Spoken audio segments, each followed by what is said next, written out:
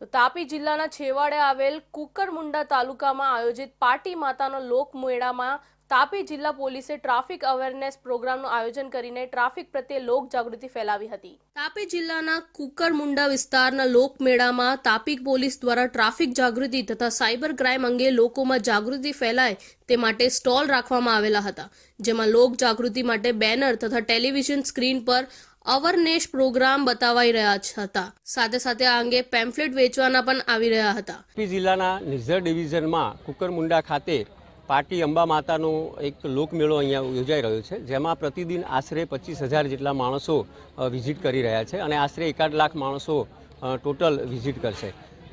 તાપી જિલ્લાની અંદર જોઈએ તો ફેટલ અકસ્માત વાહનોનું જે હેડ ઇન્જરી જે થાય છે કે જેમાં હેલ્મેટ પહેર્યા વગર ટુ વ્હીલર વાહન ચાલકો અવસાન પામતા હોય છે।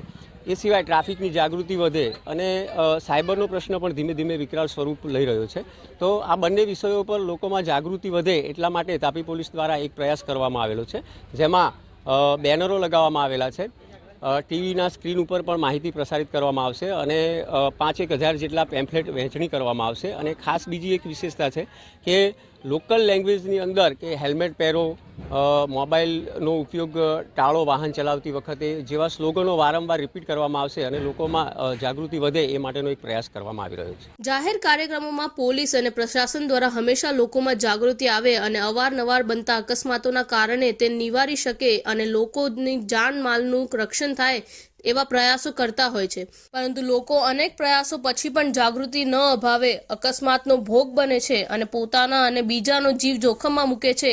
એ જોતા વહીવટી તંત્રના પ્રયાસો નિરર્થક નીવડી રહ્યા હોય એવું લાગી રહ્યું છે।